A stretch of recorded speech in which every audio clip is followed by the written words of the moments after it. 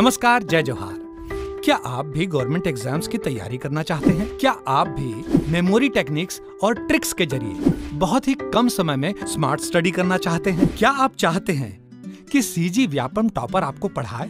तो डाउनलोड करिए Yogendra Sahu classes app. यहाँ 10 से अधिक गवर्नमेंट एग्जाम्स क्रैक करने वाले और सीजी व्यापम टॉप करने वाले योगेंद्र सर सीजीपीएससी और सीजी व्यापम के अंतर्गत होने वाले सभी एग्जाम्स की तैयारी कराएं। तो डाउनलोड करिए Yogendra Sahu classes app to be the best, learn from the best.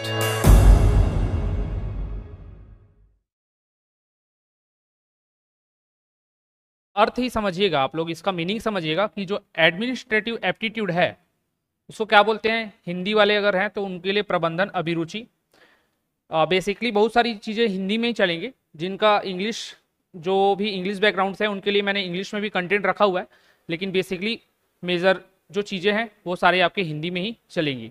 जहाँ पर भी आपको थोड़ा सा भी दिक्कत होगा तो आप ज़रूर बताइएगा, मैं उनको इंग्लिश में ट्रांसलेट करके ज़रूर बता दूंगा। तो एडमिनिस्ट्रेटिव जो एप्टीट्यूड होता है उसका हिंदी मीनिंग है प्रबंधन अभिरुचि। तो इसको समझना है। ये वाला जो 30 नंबर का आता है, सबसे पहले इसके सिलेबस के बारे में डिस्कशन कर लेते हैं। 30 नंबर का आने वाला है आपके एग्जाम में, बहुत ही बड़ा मेजर रोल प्ले करने वाला है। तो इसको सिलेबस को पहले देख लो, फिर मैं आगे बढ़ता हूँ। तो सिलेबस में हम देखेंगे तो सबसे पहला नंबर में इसमें बोला गया कि handling of large number of students. Second में बोला गया managing the consumables and inventories of hostel. Third है ensuring safety and security of children. Fourth है ensuring segregation of male and female students. Fifth है ensuring cleanliness hostel premises. Sixth है record management of children. केवल इस 6 के बारे में, only in 6 topics के बारे में आपको पढ़ना होगा। और ये 6 टॉपिक आपके सोचने की शक्ति पर ही डिपेंड करेगा कि आप अगर एक हॉस्टल वार्डन बनते हैं तो आप किस तरीके से एक हॉस्टल को प्रिपेयर करेंगे, वहाँ की साफ सफाई किस तरीके से रखेंगे, वहाँ के स्टूडेंट को कैसे मैनेज करेंगे, वहाँ और भी जो कर्मचारी रहेंगे आपके नीचे अंदर करने वाले, वो जो वर्कर्स रहेंगे, आपके को वर्कर्स रहेंगे, उनके साथ आप कैसे तालमेल बैठाकर आगे बढ़ते हैं। इन सभी से ही संबंधित आपको यहाँ क्वेश्चंस देखने को मिलेंगे। तो ये जो 6 टॉपिक हैं हम आगे आने वाले क्लासेस में इन्हीं 6 टॉपिक को ही लेकर चलेंगे। इसके अलावा और भी कुछ नहीं पढ़ना है। और जो मैं बताते चलूंगा तो सबसे पहले तो एक काम ये भी कीजिएगा आप कि आप एक नोट्स और एक पेन लेकर बैठिएगा। उसका कहने का तात्पर्य यह है क्योंकि बहुत सारी जो चीज़ें रहेंगी तो वो आपको महसूस खुद में भी होगा कि लिखने के अलावा जो आप समझेंगे, यहाँ जो PDF आपको प्रोवाइड किया जाएगा उसके अलावा आप जो समझ कर लिखेंगे अपनी समझ के अकॉर्डिंग, वो ज़्यादा इंपॉर्टेंट रहने वाला है। क्योंकि बहुत सारी चीज़ें इसमें ऐसे आने वाली है जिनको मैंने यहाँ PDF में कवर नहीं किया है। क्यों? क्योंकि वो समझने वाली चीज़ें हैं, उनका PDF नोट्स आप अपने हिसाब से बनाइएगा। तो मैं बताते चलूँगा कि आप ये यहाँ लिखिए, और जो लिखा हुआ भी मिलेगा उसका भी आपको देखना है कि आपको किस तरीके से उसको और अपने शब्दों में लिख सकते हैं।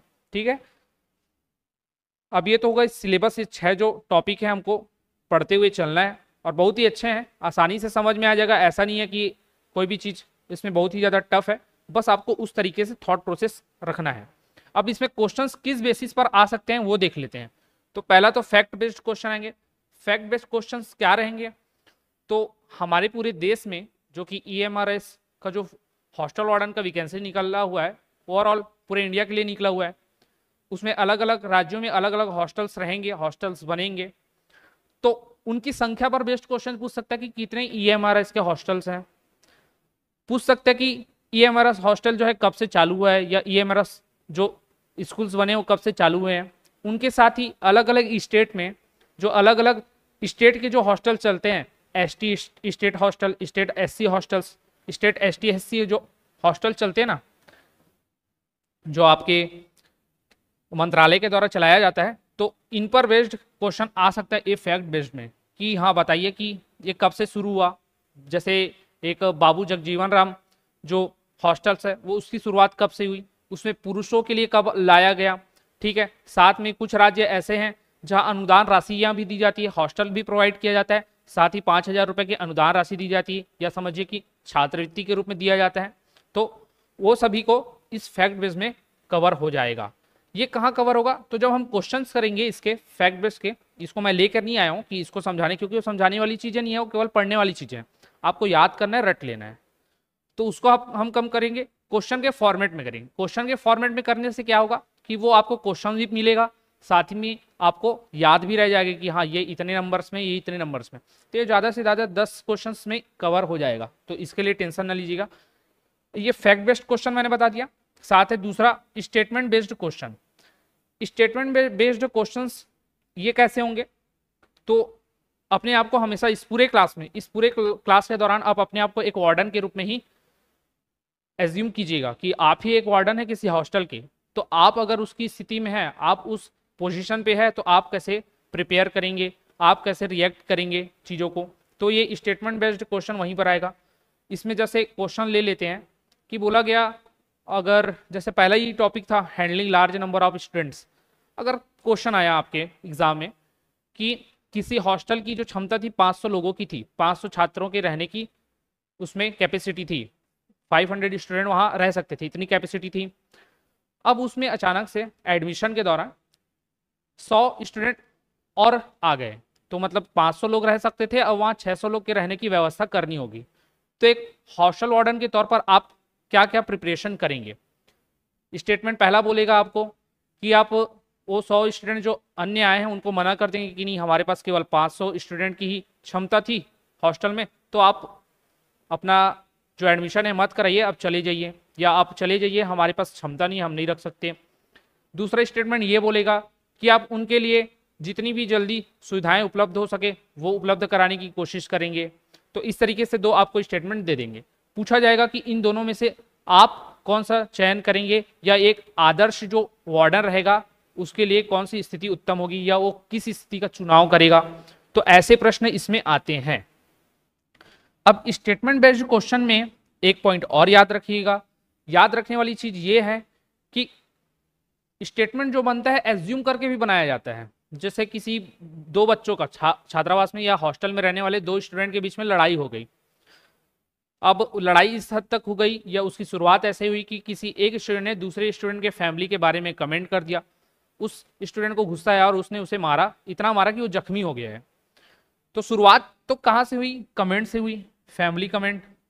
और ये क्या होता है, जो स्टूडेंट में रहने वाले बच्चे रहते हैं, स्टूडेंट में कहाँ से रहते बच्चे, अधिकतर देखा गया है कि 6 से 18 वर्ष के बच्चे ही रहते हैं। ये स्कूल की बात की जा रही है, कॉलेज हो गया वो अलग है, पीजी करने गए उनके लिए अलग है। तो 6 से 18 वर्ष के ही बच्चे आपको देखने को मिलेंगे EMRS का हॉस्टल में। ये अलग बात है कि कोई 1 साल 2 साल फेल हो गया या किसी ने बाद में पढ़ाई शुरू की, तो वो कंडीशन एबनॉर्मल है, उसको ना लेते हुए 6 से 18 साल ले सकते हैं हम। अब इस बीच में कह रहा था एड्रिनल बहुत ज़्यादा होता है, एड्रिनल हार्मोन होता है हमारे शरीर का जो एक यंग एज में बहुत ज़्यादा होता है, थोड़े से बातों में गुस्सापना, लड़ाई झगड़े में उतर आना। तो उस तरीके की वजह से कमेंट पास हुआ अगर फैमिली के ऊपर, तो ये क्या करेगा, हमला करेगा, मारेगा ही उसको। जहनी तौर पर होता है। अगर आप में से किसी ने हॉस्टल्स में रहा होगा तो इस तरीके के एक ना एक केस तो अपने उस दौरान हॉस्टल के दौरान जरूर देखा होगा। तो ऐसा होता है। तो हुआ तो उस केस में वार्डन का क्या जवाबदारी रहेगा? वार्डन की जवाबदारी ये है कि जिसने कमेंट किया है उसको पहले पनिश किया जाए, या फिर जिसने मारा है उसको पहले पनिश किया जाए, या फिर दोनों को एक साथ पनिश किया जाए, या दोनों को हॉस्टल से ही बाहर निकाल दिया जाए। तो इस प्रकार के, तो ये जो हॉस्टल से बाहर निकालने वाला की एज्यूम किया जा रहा है कि हाँ हॉस्टल से बाहर निकाल दिया जाए क्या, या दोनों को पनिशमेंट दिया जाए क्या, तो वहाँ पर आपको भावनाओं में नहीं बहना है। तो जो ये स्टेटमेंट बेस्ड क्वेश्चन रहता है ना, वहाँ आपको इमोशनल वैल्यू नहीं देखनी है, आपको भावनाओं में बह के जवाब नहीं देना है। आपको जो फैक्ट रहते हैं, जैसे कि गवर्नमेंट की गाइडलाइन है कि इस तरीके की अगर कुछ चीज़ें होती है तो क्या करना है, या फिर जो यूनिवर्सल चीज़ें चली आती है कि भाई दोनों को बराबर बराबर अपने अपनी जगहों पर, एक की ये गलती थी एक की गलती, तो उनकी गलतियों के अकॉर्डिंग उनको दिया जाए सजा। तो इस प्रकार की चीज़ों को आपको लेकर चलता है। तो हमेशा जो यूनिवर्सल ट्रुथ रहेगा वो स्टेटमेंट बेस्ड क्वेश्चन में सही होगा। यूनिवर्सल ट्रुथ में आपके क्या आ जाएंगे, तो जो गवर्नमेंट के गाइडलाइन होंगे। अब गवर्नमेंट के गाइडलाइन यूनिवर्सल ट्रुथ क्यों हो गए? क्योंकि उन्होंने एक हॉस्टल के लिए वो गाइडलाइन जारी कर दिया है और उसी गाइडलाइन के अनुसार सारे हॉस्टल्स को चलना है, जो कि EMRS के हॉस्टल्स हैं उनमें। तो ये क्या हो गया, यूनिवर्सल ट्रुथ हो गया। तो गाइडलाइन को आपको पहले प्रीफर करना है, वो सब हम आगे पढ़ेंगे तो आपको नॉलेज हो जाएगा कि हाँ जो गवर्नमेंट की गाइडलाइन है वो क्या है, और साथ ही एक वार्डन किस तरीके से उसके गुण होते हैं, किस तरीके से उसके ड्यूटीज होती हैं, उसको हमको करना है। तो पढ़ेंगे तो क्लियर हो जाएगा। तो I hope statement based question आपको समझ में आया होगा। इनके मैं क्वेश्चन लेके आऊँगा तो आपको और भी अच्छे से सारी चीज़ें समझ में आएंगी, लेकिन पहले हम पढ़ लेने के बाद, ठीक है। तीसरा emotional condition based. Emotional condition based जैसे कि मैंने बताया, भावनात्मक टिप्पणियां कर देते हैं। जैसे एक स्टूडेंट दूसरे स्टूडेंट के ऊपर भावनात्मक टिप्पणियां किस प्रकार से करेगा। एक ही स्कूल में पढ़ रहे हैं, हॉस्टल क्या होगा, तो 2-3 प्रकार के हॉस्टल रहते हैं, वो आगे हम देखेंगे। तो मान लीजिए स्कूल से आने के बाद स्कूल में कुछ घटना हो गई ऐसी जिससे एक व्यक्ति का मजाक बनाया जाए या एक छात्र का मजाक बनाया जाए, और उसी हॉस्टल में उसी के जो क्लासमेट हैं वो रहते हैं, वो क्लासमेट लोग गए हॉस्टल पहुंचने के बाद क्या कर रहे हैं कि उसी घटना को लेकर, उसी जो पॉइंट है उसको लेकर उसे बार बार बुली कर रहे हैं। तो बुली करने से क्या होगा कि उसे इमोशनल जो है ठेस पहुंचेगा। तो उस इमोशनल कंडीशन पर बेस्ड पूछे जाएंगे कि अगर कोई लड़का या छात्र बुली कर रहा है, बुली मतलब जो हम लोग खिंचाई करते हैं वो बुली के अंतर्गत आ जाता है। तो वो बुली कभी कभी एक लिमिट से परे चले जाता है, वो लिमिट से परे इतना चले जाता है कि कोई स्टूडेंट जो है वो डिप्रेशन की कंडीशन में भी जा सकता है। तो उस इमोशनल कंडीशन के समय आपको कैसे बिहेव करना है, आप एक वार्डन के तौर पर किस तरीके से वहां रिएक्ट करेंगे, किस तरीके से उनको सुलझाएंगे, तो वो आपको पूछा जाएगा। तो इमोशनल बेस्ड भी वहां पर क्वेश्चन आ जाते हैं। ये कंडीशन इमोशनल कंडीशन वाला स्टेटमेंट बेस्ड क्वेश्चन के इर्द गिर्द ही घूमता है, बस उसका थोड़ा सा बस इमोशनल पॉइंट्स उसमें जुड़े रहेंगे, बाकी कुछ नहीं रहेगा, ठीक है। तो मेनली आपको स्टेटमेंट बेस्ड क्वेश्चन ही ज़्यादातर देखने को मिलेंगे। तो ये हमने सिलेबस के बारे में डिस्कशन किया, सिलेबस में हमें क्या पढ़ना है और क्वेश्चंस किस तरीके से आएंगे। अब आते हैं मेन पॉइंट पर। तो देखो, एडमिनिस्ट्रेटिव एप्टीट्यूड पढ़ रहे हैं, तो मैंने बोला शुरू से कि आप एक वार्डन है और पूरा थॉट प्रोसेस आपको एक वार्डन की तरीके से चलाना है। अब मैं ये बता देता हूँ कि ये जो हॉस्टल है इसकी ज़रूरत क्यों पड़ी होगी। हॉस्टल हम पढ़ने वाले ना, हम हॉस्टल वार्डन बनने वाले हैं, तो हॉस्टल की ज़रूरत क्यों पड़ी, ऐसा क्यों हुआ कि हॉस्टल्स बनाने पड़े। पहले के ज़माने में तो हॉस्टल्स नहीं थे, पहले तो लोग एक आश्रम में जाकर निवास करके वहाँ गुरु के समीप रहकर जो है शिक्षा ग्रहण करते थे। जैसे कि रामायण में हम देखते हैं, महाभारत में हम देखते हैं कि गुरुओं के पास जाते थे और वहाँ बैठकर शिक्षा ग्रहण करते थे। तो वो भी क्या था, एक हिसाब से हॉस्टल ही था, जहाँ की जैसे कि आज के डेट में बोर्डिंग स्कूल्स होते हैं कि वहाँ हॉस्टल भी है, साथ में पढ़ाई भी हो रहा है, फिर वही शिक्षक आता है या टीचर आता है और वापस उसी हॉस्टल में रहने वाले स्टूडेंट की जो कोचिंग टाइप का क्लास लेते हैं, तो बोर्डिंग स्कूल हो गया। तो उस टाइप का वो आश्रम था पहले के ज़माने में, ये गुरुकुल था, तो ऐसा भी चलता है। फिर हो जाता है हॉस्टल। तो एक तो मैंने बताया क्या,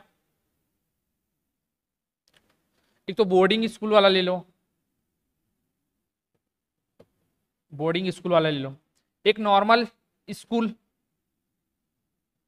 जिसका अलग से हॉस्टल चलता हो, और एक नॉर्मल केवल स्कूल बस होता है जिसमें सुविधाएं नहीं है हॉस्टल की, वहाँ स्टूडेंट अपने घर से ही आकर पढ़ते हैं या फिर बाहर कहीं किराए पर रह के पढ़ते हैं।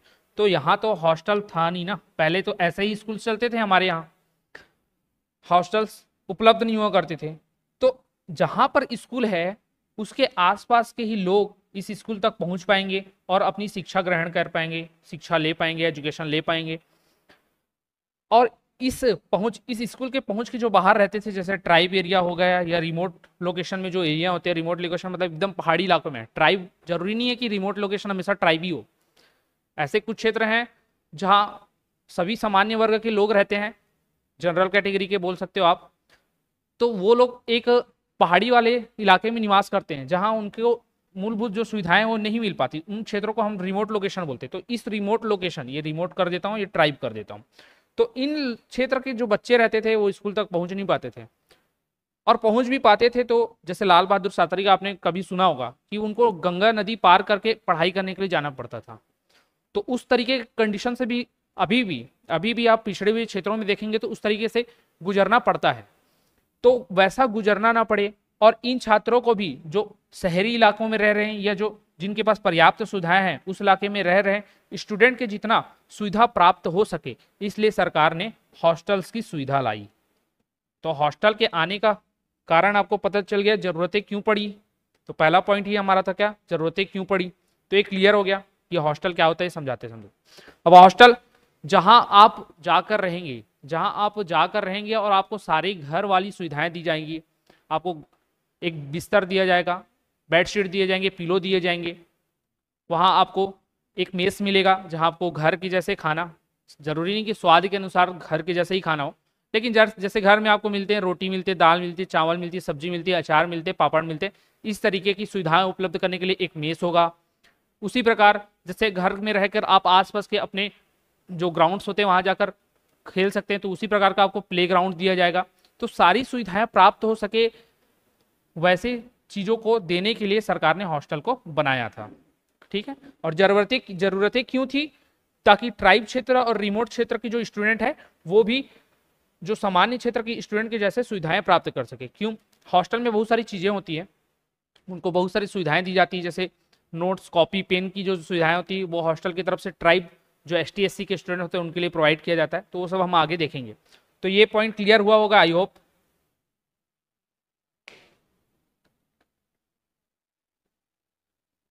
आप सभी को ये वाला पॉइंट क्लियर हुआ होगा। हॉस्टल क्या है ये समझ में आया होगा कि वहाँ जहाँ आप जाकर रहें आपको सारी मूलभूत सुविधाएं प्रदान की जाए और आप अपनी शिक्षा को सामान्य वर्ग के लोगों की तरह बढ़ते जाए। ठीक है, तो इसका PDF मिलेगा, आप सभी को मिलेगा, ये PDF जरूर अपलोड होगा। आज तो मैं सिर्फ आप लोग को एक बैकग्राउंड बता रहा हूँ कि हाँ जरूरतें क्या है, हमें हॉस्टल की जरूरतें क्यों पड़ी, जैसे कि यहाँ लिखा है उद्देश्य क्या था, सुविधाएं उनमें क्या होनी चाहिए, उनका प्रबंधन कैसा हो। तो आज की क्लास में बेसिकली ये रहेगा कि आप सभी को पता चले कि हॉस्टल के तौर पर जब आप हॉस्टल वार्डन बनेंगे तो आपको क्या क्या चीज़ों के बारे में जानकारी होना चाहिए। आप इन जानकारियों को आज लेंगे, आज मैं इन जानकारियों के बारे में आपको पढ़ाऊंगा, कुछ स्कीम्स बताऊंगा, और कल से फिर जो हमने handling of large number of students के बारे में पढ़ा था, जो कि पहला टॉपिक है आपके सिलेबस का, उसको कवर करते चलेंगे। उसको पढ़ने के लिए, उन बाकी 6 टॉपिक को पढ़ने के लिए सबसे पहले आपको इन सभी बारे में जानकारी होना जरूरी है, इसलिए मैं इसको बताते चल रहा हूँ। तो पहला पॉइंट क्लियर हो गया कि जरूरतें क्यों थी। दूसरा पॉइंट देखते हैं कि उद्देश्य क्या है, व्हाट इज द पर्पस। तो हॉस्टल के पीछे पर्पस क्या था? तो पर्पस ये था कि वही जो ST और ST SC जो ट्राइब क्षेत्र हो गए, रिमोट क्षेत्र के जो बच्चे हो गए, उनको आगे तक पहुंचाना, उनको ऐसी सुविधाएं देना जो कि एक सामान्य स्तर के बच्चे ले रहे हैं, और साथ ही जो छात्र एक बहुत ही ज़्यादा पिछड़े वर्ग से बिलोंग करते हैं, जिनके पास अपनी भौतिक सुख सुविधाएं भी प्राप्त करने की वो नहीं होती है, कि मतलब वो प्राप्त करने के लिए, भौतिक सुख सुविधाएं भी प्राप्त करने के लिए जूझते हैं अपने घरों में, तो उस प्रकार के बच्चों को एक अच्छा माहौल दिया जाए और उनको आगे बढ़ाया जाए हर क्षेत्र में, ना ही पढ़ाई के क्षेत्र में बल्कि खेल कूद के क्षेत्र में भी। हॉस्टल केवल ये नहीं होता कि आपको रहने के लिए सुविधा दे रहे हैं, आपकी पढ़ाई के लिए सुविधा हो रही है, साथ में वहाँ खेल कूद के लिए भी प्रोत्साहन दिया जाता है, गवर्नमेंट की स्कीम्स चलते हैं। तो उन सभी को प्रॉपर रूप से बच्चों के संपूर्ण जो विकास होता है, डेवलपमेंट होता है, उसके लिए लाया गया। तो उद्देश्य उनका ये था, आपको इस बारे में ध्यान रखना है।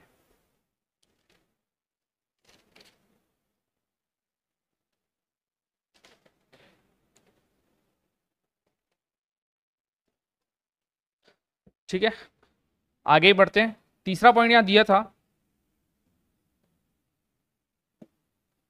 सुविधाएं क्या क्या होनी चाहिए। तो सुविधाएं क्या क्या होनी चाहिए, एक हॉस्टल वार्डन के तौर पर आप सोचेंगे कि सुविधाएं कैसे कैसे होनी चाहिए। अगर मैं एक स्टूडेंट हूँ, आप अपने आप को स्टूडेंट भी समझिएगा, अगर आप स्टूडेंट होते तो आपको क्या क्या चाहिए होता, और फिर उसी कंडीशन पे आप ये भी सोचिएगा एट द मोमेंट कि आप वार्डन होंगे तो आपको वार्डन से क्या क्या, एक स्टूडेंट के तौर पर सोच लिए कि हाँ जब हम स्टूडेंट रहेंगे तो हमें ये सुविधाएं प्राप्त होनी चाहिए हॉस्टल में। अब ऐसा नहीं कि वैलिड हो, ऐसा नहीं कि आपको नाइट आउट करने का मन कर रहा है, तो मैं छात्र हूँ तो सैटरडे संडे मुझे नाइट आउट करने का मौका मिले, पार्टी करने का मौका मिले, ऐसा वाला नहीं सोचना है। एक बेसिक जो रिक्रूटमेंट होती है, रिक्वायरमेंट होती है स्टूडेंट की, वो सारी चीज़ें सोचिए साथ में। और अब वो सब चीज़ें सोच रहे हैं तो आपकी उम्मीदें रहेंगी किससे, वार्डन से, तो उसी बेस पर वार्डन उनको प्रोवाइड करे। ठीक है, तो पहले छात्र के स्तर पर, स्टूडेंट के स्तर पर सोचिए कि आपको क्या क्या चाहिए होंगी, और जो जो चाहिए होंगी वो वार्डन को देना होगा। ठीक है, तो सुविधाएं क्या क्या हो सकती हैं, सुविधाएं क्या क्या हो सकती है एक छात्र के तौर पर देखा जाए तो सबसे पहले तो कमरे हों जहां एक अच्छे क्वालिटी के बेड हो, फैसिलिटीज हो, बेडशीट पिलो प्रॉपर मिलता रहे। ठीक है, तो ये बेड लिख लेता हूं मैं। दूसरा क्या, एक तो मेस हो, रहने की सुविधा हो गई, एक खाने की सुविधा हो जाए तो अच्छा होता, मेस हो जाए। तीसरा क्या, आसपास प्लेग्राउंड हो, या हॉस्टल में ही जुड़ा हुआ क्या हो, प्लेग्राउंड हो, कि हाँ भाई खेलने भी मिल जाए। फिर चौथा क्या, चौथा ये कि हो सके तो वहाँ एक ऐसा वार्डन हो, वार्डन एक ही नहीं होता, बहुत सारे होते हैं, एक मेस वार्डन भी हो जाता है। अगर आपका जो हॉस्टल बहुत बड़ा है, जहाँ 1000 बच्चे की संख्या है या 800 बच्चों की संख्या है, तो वहाँ एक वार्डन केवल और केवल मेस के लिए ही रहता है, तो मेस की सारी जिम्मेदारी संभालता है। तो उसी प्रकार उतने बच्चों को हैंडल करते करते अगर किसी के बीच में आपसी लड़ाई हो गई तो क्या हो सकता है, किसी का सिर फूट गया, कोई सीढ़ियों से गिर गया, तो तुरंत आपको चिकित्सकीय या मेडिकल, बेसिक मेडिकल जो फैसिलिटी होती है वो प्रोवाइड करने के लिए एक नर्स उपलब्ध हो। तो हाँ, नर्स उपलब्ध होनी चाहिए। साफ सफाई बहुत अच्छी से होनी चाहिए, क्योंकि आपके सिलेबस में एक टॉपिक है क्लीनलीनेस। तो उस बेस पर सफाई जो कर्मचारी होते हैं, जो कि स्वीपर होते हैं, वो रहने चाहिए वहाँ, सफाई कर्मचारियों की व्यवस्था होनी चाहिए, स्वीपर्स की व्यवस्था होनी चाहिए। साथ में ही आप क्या देखेंगे, स्वीपर्स के अलावा और वहाँ सुरक्षा गार्ड होना चाहिए, सुरक्षा कर्मी होने चाहिए, सिक्योरिटी। सिक्योरिटी क्यों, हॉस्टल अगर आपका एक केवल ढांचा बना के छोड़ दिया गया है, वहाँ केवल वार्डन ही है, तो हो सकता है, हॉस्टल भी दो तरीके के होते हैं, एक मेल हॉस्टल, एक फीमेल हॉस्टल, जहाँ जो फीमेल स्टूडेंट्स होती हैं वो लोग रहते हैं। तो हो सकता है कि बाहरी कोई व्यक्ति हो जो वहाँ महिलाओं को हानि पहुँचाने के उद्देश्य से वहाँ जाना चाहता हो, तो उससे सुरक्षा भी चाहिए हमें। या हो सकता है आसपास जो कुत्ते बिल्ली घूमते रहते हैं, मवेशी घूमते रहते हैं, वो हॉस्टल में एंटर कर जाए, वहाँ जो मेज़ का सामान रखा है उसको, उसके जो भी आपके वेजिटेबल्स रखे हैं उसको खा ले। तो उन सभी से सुरक्षा के लिए एक गेटमैन तो होना ही चाहिए, गेटमैन के साथ सिक्योरिटी गार्ड भी होना चाहिए, जो आपकी रात के समय भी सुरक्षा करे हॉस्टल की, ताकि कोई चोर ना आ जाए, वहाँ रखे हुए बाकी जो एक्स्ट्रा सामान रहते हैं, इन्वेंट्रीज रहती है, उन सभी को चुरा कर ना ले जाए। तो इस सभी चीज़ों के लिए क्या सिक्योरिटी गार्ड की आवश्यकता होगी। आप सभी ये सभी सोच पा रहे हैं ना? कमेंट करके जरूर बताइएगा कि आपके भी क्या क्या राय हैं, कि आपको क्या समझ में आता कि सुविधाएं किस प्रकार की होनी चाहिए, तो जरूर बताइएगा इन सभी सुविधाओं के बारे में। फिर उसके बाद सुविधाएं ये भी हो, वहाँ जो हम पानी पिए, जो हमारा एडिबल वाटर हो, वो एडिबल वाटर भी क्या हो, क्लीन हो, साफ हो, स्वच्छ हो। वाटर कूलर की व्यवस्था की जाए, गर्मियों के दिनों में वाटर कूलर की व्यवस्था की जाए। हो सकते हैं कुछ लोग ऐसे इलाके में रहते हैं जहाँ जिन ग्रामीण परिवेश में है, तो वहाँ से घड़े भी ला लिए जाएं, क्योंकि घड़े का पानी उत्तम माना जाता है, तो घड़ा ला लिया गया। जो मिट्टी के बर्तन होते हैं ना, क्रॉकरीज, उनको ला लिए गए। तो इस प्रकार की सारी सुविधाएं, वहाँ बेसिक जो सुविधाएं होती है वो प्रोवाइड होनी चाहिए एक हॉस्टल के अंतर्गत। ठीक है, तो इस बात को आपको ध्यान में रखना है। जहाँ आप खाने खाने के लिए बैठे तो एक बहुत बड़ा आपका हॉल होना चाहिए, जहाँ आप सभी स्टूडेंट एक साथ खाना खाने आ सके। ऐसा नहीं कि 500 स्टूडेंट है, एक बार में केवल 50 ही स्टूडेंट बैठ पा रहे हैं, तो ऐसा भी नहीं होना चाहिए। अगर 50 स्टूडेंट बैठ पा रहे हैं तो सोचिए आप 500 स्टूडेंट खिलाने के लिए कितना टाइम लगेगा। जरूरी तो नहीं है हर स्टूडेंट जो है 10 मिनट 15 मिनट में अपना खाना कंप्लीट कर ले, तो समय ना हो उस तरीके से, इसलिए क्या एक अच्छे बड़े हॉल की सुविधा हो जिसमें एक साथ सभी स्टूडेंट आ सकें। ठीक है, प्लेग्राउंड हो, तो प्लेग्राउंड में खेलने वाली चीज़ें जो होती है, फुटबॉल हो गया, वॉलीबॉल हो गया, बास्केटबॉल हो गए, आपके जो क्रिकेट के जो भी किट होते हैं वो सभी मौजूद हो। तो इस सभी प्रकार की सुविधाएं होनी चाहिए एक हॉस्टल के अंतर्गत। ठीक है, ये बस ओवरव्यू है, इन सभी चीज़ों के बारे में हम आगे बढ़ते जाएंगे। ओवरव्यू को बस समझते जाइए। ठीक है, और अपना भी नज़रिया जरूर बताइएगा कि हाँ आप किस तरीके से सोच रहे हैं, आप किस तरीके से उसको आगे बढ़ा रहे हैं। अब प्रबंधन कैसा हो, how is the management, hostel का मैनेजमेंट कैसा होना चाहिए। मैनेजमेंट कौन करेगा, आप जो वार्डन बन के जाएंगे वही मैनेजमेंट करेंगे। तो कैसे मैनेजमेंट करेंगे आप, जरा सोचिए। तो अभी जितनी भी सुविधाएं आपको स्टूडेंट को देनी थी, इन्हीं चीज़ों का आपको क्या करना है, मैनेजमेंट करना है। कि हाँ पानी जो आ रहा है साफ हो, जो सिंटेक्स में पानी है वो प्रॉपर तरीके से उसकी सफाई होती हो सिंटेक्स की, ताकि उसमें कीड़े ना पड़े, उससे होने वाली जो बीमारियां हैं वो स्टूडेंट्स को ना हो। जो पीने का पानी है वो साफ आए। आसपास के जो क्षेत्र है, प्लेग्राउंड है, उसमें बड़े बड़े घास है तो उनको कटाया जाए, ताकि सांप हो गया या अन्य प्रकार के जो जीव जंतु है हॉस्टल में प्रवेश ना कर सकें। जो सुरक्षा कर्मी हैं, गार्ड्स हैं, उनको आप अच्छे तरीके से उनको मेंटेन करके रखें, उनके लिए एक शेड्यूल बना के रखें कि आप इस टाइम पर आएंगे, और ताकि सभी गार्ड अपने अपने समय पर अच्छे तरीके से वर्क कर सके। तो उस तरीके का आपको मैनेजमेंट करना होगा। एक वार्डन के अंदर और भी बहुत सारे लोग काम करेंगे, जो ऑफिस वर्कर रहेंगे, जो आपके स्टूडेंट्स की, उस हॉस्टल में रहने वाले स्टूडेंट की पूरी रिकॉर्ड रखेंगे, कौन से अफसर आ रहे हैं, कौन से ऑफिसर आ रहे हैं कि नहीं आ रहे हैं, उनका सभी का लेखा जोखा होगा। तो इस तरीके से मैनेजमेंट किया जाएगा। मेस संबंधी मैनेजमेंट कैसे कर सकते हैं कि जो भी क्रॉकरीज हैं, बर्तन हैं, वो है प्रॉपर कि नहीं है, कितने वेजिटेबल्स की आवश्यकता पड़ने वाली है, राशन सामान कहीं कम तो नहीं पड़ रहा है, कितने दिनों में उसको फिर से रीफिल करना है। तो इस तरीके से चीज़ें आपको समझकर चलनी होंगी। ठीक है, तो ये प्रबंधन एक आपका मैनेजमेंट होगा कि जितने भी वार्डन जो हॉस्टल के अंदर जितनी भी सुविधाएं हमें प्रोवाइड करनी है उनको किस तरीके से करके चलना है, साथ ही आपके साथ काम करने वाले, आपके नीचे जो काम करने वाले वर्कर रहेंगे उनका टाइमिंग, उनका जो समय है वो किस तरीके से आप बना कर रखें। थोड़ा सा आपको स्ट्रिक्ट भी होना पड़ेगा सभी को डिसिप्लिन में लाने के लिए, ताकि कोई ऐसा नहीं है कि बच्चों को खाना 8 बजे मिलना है, मेस वाला आराम से बना रहा है 9 बजे मिल रहा है, तो इस तरीके से नहीं, आपको स्ट्रिक्ट होना पड़ेगा उन चीज़ों में। गार्ड्स हैं, गार्ड एक दिन आ रहा है एक दिन नहीं आ रहा है, रात को उसको पूरे हॉस्टल की देख रेख करनी है, वही सो जा रहा है, तो इस तरीके के नहीं, तो उन चीज़ों में आपको डिसिप्लिन बनाने के लिए थोड़ा सा स्ट्रिक्ट भी होना पड़ेगा। तो ये इस प्रकार के आप मैनेजमेंट करेंगे। फिर अगला है सरकार की योजनाएं क्या क्या हैं। तो सरकार की योजनाएं क्या क्या है इसको देखते हैं। तो सरकार समय समय पर क्या करता है कि योजनाएं लेकर आते रहता है। जैसे अभी EMRS है, ये भी सरकार की एक योजना के तहत ही आया है, ताकि जो रिमोट एरिया के जो बच्चे हैं, ट्राइब एरिया के जो बच्चे हैं, उनको अच्छी सुविधाएं प्राप्त हो सके।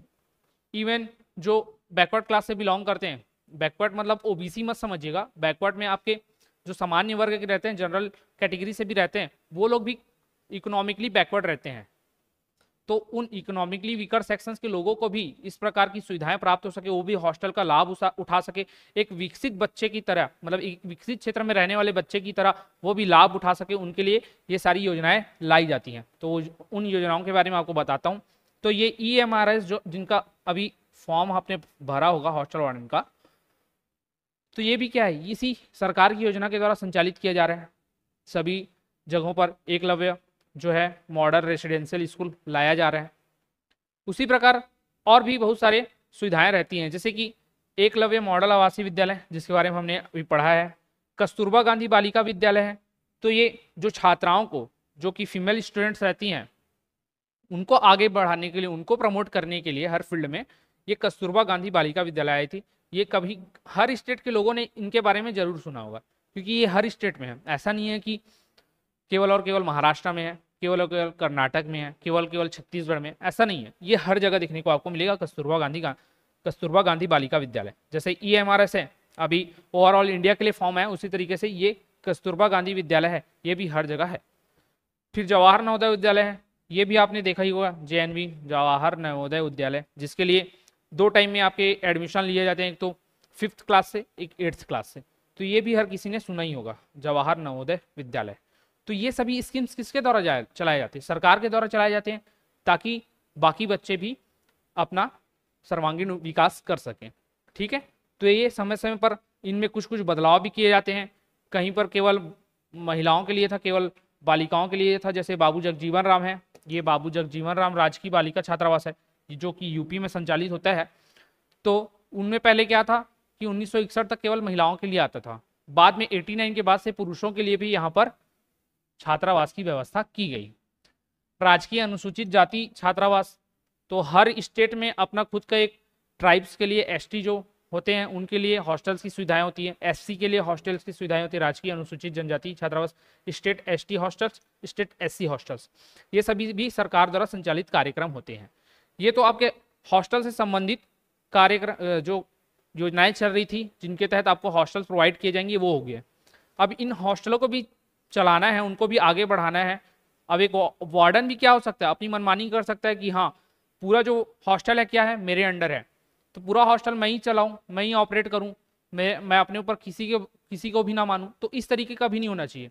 तो उसके लिए क्या करते हैं, सरकार एक गाइडलाइन लाते हैं।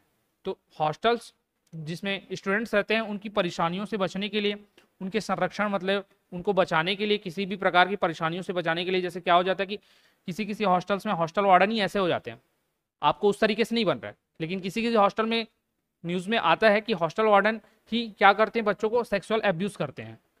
तो उस तरीके का ना हो। साथ ही हो रहा है कि हॉस्टल खुद अल्कोहल ले रहा है डेली और वहीं जुआ खेलना चालू कर दिया, तो उस तरीके का भी ना हो। तो उन सभी चीज़ों से बचने के लिए और बच्चों को भी बचाने के लिए समय समय पर क्या करते हैं, गाइडलाइन जारी किए जाते हैं। दिशा निर्देश मैंने लिख दिया है, जहां पर भी मुझे लगा कि ऐसे हिंदी जिसको इंग्लिश में लिखना जरूरी है ताकि इंग्लिश मीडियम वाले भी समझ पाए, तो मैंने कर दिया हुआ है, आपको आसानी से समझ में आएगा। तो गाइडलाइन जारी किया जाता है ताकि उस तरीके से छात्रावास या हॉस्टल चले और उसी तरीके के स्टूडेंट आगे बढ़ते रहें। अब इसमें देखेंगे आगे इसी अनुसार, अब हमारे कॉन्स्टिट्यूशन में भी कुछ कुछ जो है बच्चों से संबंधित प्रावधान किए गए हैं। उनमें से एक आर्टिकल 39F है और एक 46 है। 46 जैसे कि हर स्टूडेंट को आज की डेट में क्या है, छात्रवृत्ति मिलती है, तो वो किसके अकॉर्डिंग मिलती है, 46 आर्टिकल नंबर 46 के तहत मिलती है। कि 39F जो था वो क्या था, तो 39F में ये था कि बच्चों के संरक्षण के लिए एक नियम इस संविधान में बनाया गया ताकि उनको इस 39F के तहत अगर उनका दोहन होता है, शारीरिक दोहन बोला जाए, मानसिक रूप से उनके साथ खिलवाड़ किया जाए या इमोशनली उनको डैमेज किया जाए, तो उन सभी से बचने के लिए 39F हमारे आर्टिकल में जोड़ा गया है ताकि बच्चे को संरक्षण दिया जा सके।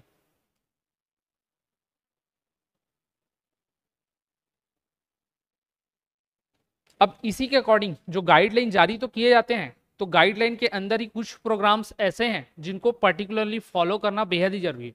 बहुत सारे तो हॉस्टल्स ऐसे होते हैं ना जहां हर गाइडलाइन फॉलो नहीं होता, लेकिन ये कुछ गाइडलाइन है जिनको फॉलो करना एकदम ही कंपलसरी है। अगर ये इनका फॉलो नहीं कर पा रहे हैं तो वो हॉस्टल वार्डन जो रहते हैं अपनी मतलब जो बोलते हैं ना एट द मोमेंट जिनको रस्टिकेट किया जा सकता है, तो वो इस तरीके के ये गाइडलाइन है। जैसे कि इसमें एनसीपीसीआर जो है, एनसीपीसीआर तो रूल बनाता है ताकि आपका हॉस्टल आगे बढ़ सके, आगे चल सके, किस तरीके से उसको चलाना है। एक पॉक्सो, इसी के द्वारा पॉक्सो जो लाया गया है, जिसका आपके सिलेबस में जिक्र भी है, पॉक्सो एक्ट के बारे में योगेंद्र सर ने पढ़ाया है पॉक्सो एक्ट। तो इस पॉक्सो एक्ट में जितने भी गाइडलाइन लाए जाते हैं वो सारे को हॉस्टल वार्डन को आपको मानना जरूरी होता है। हॉस्टल वार्डन क्या करेगा, इस पॉक्सो एक्ट के बारे में खुद भी समझेगा, खुद भी ट्रेनिंग लेगा, अपने कोवर्कर्स को बताएगा, जो वहाँ सुरक्षा कर्मी है, स्वीपर्स हैं, उन सभी को भी जागरूक करेगा उसके बारे में। साथ ही साथ जो छात्र रहते हैं उनको भी इसके बारे में बताएंगे। कभी कभी ऐसा देखा गया है कि जो हायर क्लास के स्टूडेंट रहते हैं वो लोअर क्लास के स्टूडेंट्स को, कोई मान के चलो किसी 12th क्लास में है, उस 12th क्लास के स्टूडेंट क्या होता है कि जो 5th क्लास के स्टूडेंट हो गए या फिर समझ लो कि 10th क्लास के स्टूडेंट हो गए, इनके साथ अनुचित कार्य करते हैं। तो उन सभी को बचने के लिए इस पॉक्सो एक्ट के बारे में जानकारी देना जरूरी है, सभी छात्रों की भी जागरूकता फैलाना जरूरी है। तो ये गाइडलाइन को फॉलो करना बहुत ही ज़्यादा कंपलसरी होता है। तो ये थे आपके सारे गवर्नमेंट के जो स्कीम है जो चलाए जाते हैं। जो इंपॉर्टेंट है केवल हमको वही पढ़ना है, और भी बहुत सारी स्कीम है जो कि आपके सिलेबस के अकॉर्डिंग पढ़ने की आपको आवश्यकता नहीं है, तो हम कवर नहीं कर पा रहे हैं। ठीक है, अब इसमें देखते हैं एक और पॉइंट दिया था कि छात्रावास अधीक्षक की आवश्यकता क्यों है। अब एक हॉस्टल तो है, तो हॉस्टल को संभालने के लिए एक छात्रावास अधीक्षक या हॉस्टल वार्डन की आवश्यकता तो पड़ेगी। क्यों पड़ेगी? अगर एक हॉस्टल बिना हॉस्टल वार्डन के है तो वहाँ जो बच्चे रहते हैं उनकी देखभाल कौन करेगा? जैसे कि मैंने बताया, सेक्सुअली अब्यूज भी करते हैं। जो हायर क्लास के जो स्टूडेंट रहते हैं वो लोअर क्लास के स्टूडेंट को सेक्सुअली अब्यूज भी करते हैं, तो उस तरीके की घटनाएं और बढ़ती जाएंगी। साथ ही उनको जो बेसिक सुविधाएं मिलनी, उनकी देखभाल कौन करेगा? अगर कोई 5th क्लास का स्टूडेंट रह रहा है हॉस्टल में, उसको अगर अच्छे से साफ पानी नहीं मिल रहा है, उसको बिजली की व्यवस्था उपलब्ध नहीं हो पा रही, अगर लाइट फ्यूज हो गया तो लाइट को चेंज कराने वाला कोई उस हॉस्टल में नहीं है, या फिर उसकी साफ सफाई नहीं हो रही उसके हॉस्टल की, तो उस प्रकार की सभी चीज़ों को देखने के लिए कोई ना कोई एक तो चाहिए हुआ। तो उसके लिए ही छात्रावास अधीक्षक की आवश्यकता पड़ी है। और आप हॉस्टल वार्डन बन के जाएंगे, जो कि मेरा भरोसा है कि आप हमारे साथ जुड़े तो जरूर आप हॉस्टल वार्डन बनेंगे, और आपको अपने अंदर भी भरोसा रखना पड़ेगा कि आप अभी से ही हॉस्टल वार्डन बन चुके हैं। तो आप बनेंगे तो आपको अपनी जो उस हॉस्टल की ज़रूरतें उसके बारे में जाननी पड़ेगी, और आप किस तरीके से उनके लिए काम करेंगे उसके बारे में आपको जानना होगा। तो अभी से ही आपको एज्यूम करके चलना है कि आप बन चुके हैं और उसी तरीके से अपना थॉट प्रोसेस चलाना है। ये वाला जो आपका सब्जेक्ट है एडमिनिस्ट्रेटिव एप्टीट्यूड, केवल और केवल आपके थॉट प्रोसेस से ही क्लियर होने वाला है। यहाँ आपको रट के नंबर नहीं मिलने वाला। ये जितना भी मैं चीज़ें पढ़ाऊंगा आपके बेसिक नॉलेज के लिए, और उस नॉलेज के बेस पर आप क्वेश्चंस करेंगे। तो आपको यहाँ सोच के ही चलना है, अपनी सोच को बढ़ाना है। ठीक है, तो क्यों है जरूरत ये समझ गए होंगे आप सभी। अब आज के इस लेक्चर में ये लास्ट पॉइंट देखते हैं कि छात्रावास प्रशासन जो होता है, हॉस्टल एडमिनिस्ट्रेशन होता है, वो किस प्रकार का होता है कि हॉस्टल में और भी केवल वार्डन बस नहीं होता, जिनके बारे में भी मैंने बताया कि उनके को वर्कर्स रहेंगे, उनके नीचे काम करने वाले वर्कर रहेंगे, उन सारे लोगों को भी आपको जान के चलना कि हाँ ये लोग होते हैं। आगे और भी पढ़ेंगे इनके बारे में कि इनके अलावा और कुछ कुछ लोग होते हैं, उन सभी के बारे में, उन सभी के ड्यूटीज़ भी पढ़ेंगे, उनके क्या रोल होते हैं हॉस्टल्स में उनको भी पढ़ेंगे। लेकिन केवल अभी आप जान लो कि इनका एडमिनिस्ट्रेशन किस प्रकार का होता है। सबसे पहले तो जो हॉस्टल है उस सभी हॉस्टल के लिए हॉस्टल अथॉरिटी होगा। कई स्कूल इतने बड़े होते हैं उनके एक हॉस्टल से पूर्ति नहीं हो पाती, उनके लिए 1-2 हॉस्टल होने चाहिए। लड़कों के भी 2 हॉस्टल्स हैं, लड़कियों के भी 2 हॉस्टल्स हैं। तो उन सभी का हॉस्टल इंचार्ज कौन होगा, या जो हॉस्टल अथॉरिटी का मेन कौन होगा, तो प्रिंसिपल होता है या ऑफिस इंचार्ज होता है। तो प्रिंसिपल जिस स्कूल के अंडर वो हॉस्टल आता है उसका प्रिंसिपल ही उस अथॉरिटी का हेड होता है, या तो फिर ऑफिस इंचार्ज होता है। ऑफिस इंचार्ज कौन, अब मैंने बताया कि एक ही स्टूडेंट मतलब एक ही स्कूल के 2-4 हॉस्टल्स भी हो सकते हैं। तो 2-4 हॉस्टल्स होंगे, उनके लिए क्या करना पड़ेगा कि एक प्रिंसिपल ही तो हर चीज़ों को नहीं देख सकता ना, प्रिंसिपल को तो स्कूल भी देखना है। जब प्रिंसिपल को स्कूल भी देखना है, उनकी सारी सुविधाएं भी प्रोवाइड करनी है, और हॉस्टल को भी एक ही टाइम पर कैसे देख पाएगा, तो उसके लिए एक अलग से ऑफिस इंचार्ज की नियुक्ति की जाती है, उनको अपॉइंट किया जाता है। तो इनको अपॉइंट करने के बाद ये सारे हॉस्टल्स को देख रहे हैं, ये समझ गए होंगे। तो सबसे पहले कौन आता है ऊपर में, तो हॉस्टल अथॉरिटी आता है। इनके नीचे कौन आएगा, तो इनके नीचे सबसे पहले आता है वार्डन। वार्डन कहीं कहीं पर जैसे 4 हॉस्टल्स हो गए तो इन चारों हॉस्टल्स के लिए एक सुपरिटेंडेंट भी नियुक्त कर दिया जाता है। हॉस्टल सुपरिटेंडेंट के नाम से जाना जाता है, कुछ जगहों पर आपने सुना होगा, नहीं सुना है तो जान लीजिए कि कहीं कहीं पर हॉस्टल सुपरिटेंडेंट भी होता है। लोगों में एक बेसिक सी गलती हो जाती है कि वार्डन ही सुपरिटेंडेंट है, ऐसा समझ जाते हैं। काम लगभग सेम होता है, काम पूरे के पूरे ही सेम होते हैं, लेकिन सुपरिटेंडेंट थोड़ा सा हायर हो जाता है और वार्डन थोड़ा सा लोअर। अभी आप सिलेक्शन लेके जाएंगे तो इस वार्डन के पद पर रहेंगे, और बहुत सारे हॉस्टल केवल और केवल वार्डन के द्वारा ही संचालित किया जाता है, वहाँ किसी भी प्रकार का सुपरिटेंडेंट नहीं होता है। लेकिन जैसे कि मैंने बताया कि 4 हॉस्टल हैं, 2 बॉयज़ के लिए 2 गर्ल्स के लिए, कोई स्कूल बहुत बड़ा है तो उनको अगर रेगुलेट करना है तो उनके रेगुलेशन के लिए इन चारों हॉस्टल के अलग अलग वार्डन होंगे। तो उन चारों में आपसी मतभेद ना आए कि मैं सुपीरियर हूँ, मैं सुपीरियर हूँ। तो इस तरीके की सुपीरियरिटी को हटाने के लिए इन सभी के ऊपर एक अपॉइंट कर लिया जाता है, एक व्यक्ति को, जिसको बोला जाता है सुपरिटेंडेंट। ठीक है, तो सुपरिटेंडेंट आता है, लेकिन बेसिकली आप हायरार्की देखेंगे तो उसमें वार्डन ही आपको देखने को मिलता है। ठीक है, ये बेसिक स्ट्रक्चर, तो बेसिक स्ट्रक्चर के अकॉर्डिंग चलते हैं, वो कंडीशन कभी कभी देखने को मिलता है। तो वार्डन होता है, वार्डन जो कि आप बनने वाले हैं। ठीक है, तो वार्डन का क्या काम रहता है, अभी इसके बारे में थोड़ा सा ओवरव्यू मैंने दे दिया है, और लगभग जो ओवरव्यू दिया है आगे चल के आप सभी को उसी के बारे में ही पढ़ना है। आपने अगर ओवरव्यू अच्छे से समझ लिया होगा तो आपके लिए बहुत ही ज़्यादा काम आसान होने वाला है। मेरा ये गुजारिश रहेगा आप सभी से कि एक बार ना ये आपको PDF मिलेगा, उससे पहले एक बार जरूर आप और देखिएगा, और जो चीज़ें मैंने पॉइंट एक्स्ट्रा बताया उसको नोट करते चलिएगा। आपने क्या समझा है, मैंने जो चीज़ें बताया, जो क्वेश्चन मार्क्स रखे हुए थे वहाँ पर आपने क्या समझा, वो नोट करते चलिएगा पॉइंट वाइज, वो आपको कहीं ना कहीं स्टेटमेंट बेस्ड क्वेश्चन पर हेल्प करने वाला है। ठीक है, तो वार्डन के बारे में समझ लिए थे। फिर कार्यालय प्रबंधक या फिर क्या, ऑफिस मैनेजर। ऑफिस मैनेजर कौन होता है, तो मैंने बताया था कि एक हॉस्टल है, इस हॉस्टल में एक ऑफिस रूम है जहाँ सभी प्रकार के कर्मचारी, जैसे कि अगर मेस के लिए अलग से वार्डन है तो मेस वार्डन हो गया, स्वीपरों के लिए स्वीपर का जो हेड है वो हो गया, और अन्य जो स्वीपर हो गए, सुरक्षाकर्मी जो होते हैं गार्ड हो गए, तो गार्ड का भी लेखा जोखा रखना पड़ेगा। साथ ही जो कुछ हेल्पर रहते हैं, कुक हो गए, कुक के नीचे जो उनके हेल्पर रहते हैं वो सभी हो गए, उन सभी का जानकारी रखने वाला। नर्स हो गए, नर्स की जानकारी रखने वाला, इन सभी की जानकारी रखेगा कि इनके समय आने का टाइमिंग में ये लोग आ रहे हैं कि नहीं आ रहे हैं, इनका रेगुलर अटेंडेंस लेगा। ठीक है, तो ये ऑफिस मैनेजर के अंदर आता है। तो ऑफिस मैनेजर जो रहेगा, कार्यालय प्रबंधक, वो इन सभी चीज़ों को देखेगा। साथ ही इसके अलावा क्या देखेगा, वो आगे हम लोग ड्यूटीज में पढ़ेंगे, ड्यूटी के कुछ पॉइंट मैं बताते चल रहा हूँ। एक और काम रहेगा कि क्या, यहाँ रहने वाले कौन है, स्टूडेंट है। अब इन स्टूडेंटों का भी तो बायोडाटा लगेगा ना, एडमिशन आप लेंगे तो आपको बायोडाटा मांगा जाता है कि आप कहाँ से हैं, कहाँ रहते हैं, आपके माता पिता कौन है, उनकी सभी जानकारियाँ। तो उन सभी को भी रिकॉर्ड को कौन मेंटेन करता है, ऑफिस मैनेजर, इसका ध्यान रखना है। फिर छात्रावास देखभाल कर्मी मतलब हॉस्टल केयर टेकर। अब इसी ऑफिस मैनेजर के अंदर एक सब पोस्ट समझ लीजिए कि ऑफिस मैनेजर इतने सारे लोगों को देख रहा है, तो पर्टिकुलर एक स्टूडेंट लोग के लिए जो हॉस्टल केयर टेकर है उसकी अलग से अपॉइंटमेंट ली जाती है कि ये पूरे सिस्टम को देखेगा कि हाँ कौन से रूम है, रूम नंबर 15 है जहाँ बेडशीट की आवश्यकता है कि बेडशीट बदल दिया जाए, वहाँ के पिलोज खराब हो चुके हैं तो पिलोज बदला जाए, वहाँ का जो लाइट है खराब है तो लाइट बदला जाए। तो ये केयर टेकर देखता है। सुरक्षाकर्मी, सिक्योरिटी, सभी को समझ में आ गया होगा, बताने की ज़्यादा आवश्यकता नहीं है, जो गार्ड्स रहते हैं उनके बारे में। मेस समिति, मेस समिति में क्या, तो इस मेस समिति के अंदर मैंने बताया अगर हॉस्टल बहुत बड़ा है तो इसके लिए ही अलग से वार्डन लगता है, तो इसके अंदर मेस वार्डन आ जाएगा, साथ में कुक आ जाएगा, साथ में इसका हेल्पर आ जाएगा, ठीक है।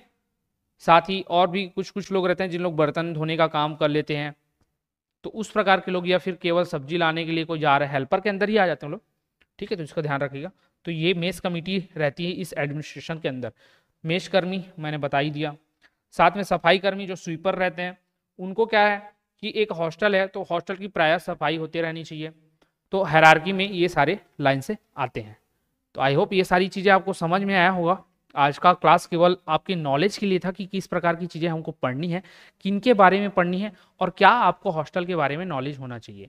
तो पहला प्राथमिकता ये है कि आप सोचिएगा एक वार्डन के तौर पर कि आपको छात्रों को क्या क्या सुविधाएं प्रोवाइड करनी है। अगर आपकी समझ उतनी हो जाती है, आप ये सोचने लग जाते हैं कि हॉस्टल में क्या क्या मुझे प्रोवाइड करना है, तो ये मान के चलिएगा कि इस 30 नंबर के जो सिलेबस में, इस 30 नंबर के पोर्शन में आपका मैक्सिमम 25 नंबर तो आ ही जाएगा। 30 में 30 मैं किसी को नहीं बोलता, एक्स्ट्रा ऑर्डिनरी परफॉर्मेंस है कि 30 में 30 आ गया, क्योंकि इस टाइप का पेपर पहली बार हो रहा है। इसका पेपर किसी के पास सिलेबस भी नहीं, सिलेबस तो अभी आया, किसी के पास इसका मटेरियल ही नहीं है। ये सभी अपनी सोच के अनुसार हमें बनाना पड़ रहा है, लाना पड़ रहा है इधर उधर से। तो ये नहीं है कि 30 में 30 आपका आ जाएगा। अगर एक दो बार ये पहले हो चुका रहता, आइडिया रहता कि कैसे क्वेश्चन आने वाले, तो मैं जरूर बोलता कि आ जाता। लेकिन ये आप मान के चलिए कि 25 क्वेश्चन आप आसानी से सही कर सकते हैं, और 25 एक बहुत ही अच्छा नंबर होने वाला है इस फील्ड में। तो ये पूरा आपके सोच पर डिपेंड करने वाला। मैंने कोशिश किया कि आप उस तरीके से थॉट प्रोसेस में आ सके, ताकि मैंने इसको बताया, ठीक है। तो आप सभी जरूर इसको देखिए, एक बार और रिपीट करके देखिएगा। जिनको समझ में आ गया होगा वो स्पीड बढ़ा लीजिएगा, क्योंकि ऑप्शन रहता है आपके पास ऐप में रिकॉर्ड होने के बाद कि आप स्पीड में देख सके, तो वहाँ से आप देख सकते हैं। तो इस वीडियो में इतने रखते हैं, धन्यवाद, और गुजारिश है कि ज़रूर पढ़ते रहिए।